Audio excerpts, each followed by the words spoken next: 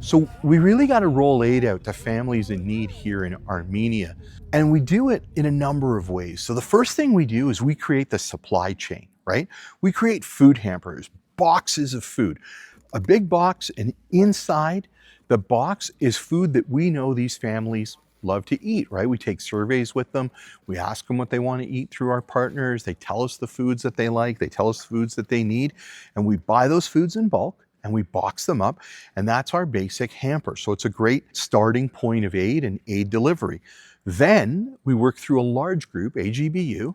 They go out and have a number of these families that they've kind of adopted and take care of. Now, AGBU is literally the largest not-for-profit in the country, founded in 1906. I mean, even before the genocide occurred, right? They're age-old and well-known and well-respected throughout the country, and they know where the forcibly displaced people from ARTSAC have sought refuge. So it's great to work with them where we act as the supplier and provide the food aid. They help us identify the food aid that families want. Then they help us identify the actual families in need. We then go find those families with the AGBU teams. We go out to different regions. You know, earlier we were out delivering to 387 families that were identified in one region. AGBU accompanied. They brought their trucks, they brought the aid, they brought their volunteers, they set up in desks. They told the families we were coming at the time. The families would come, they'd present their identification.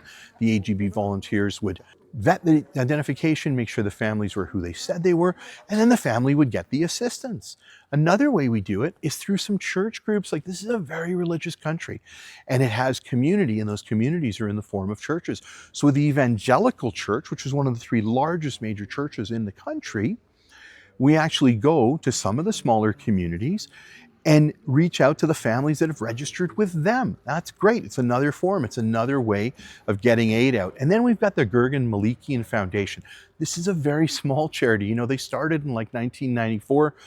A loved professor, you know, from a university who just wants to help people. And they do everything from give tuition bursaries to students to planting trees with students. And now they've really switched into humanitarian assistance. They've always worked in the ARTSAC region. Well, he's adopted like 100 families.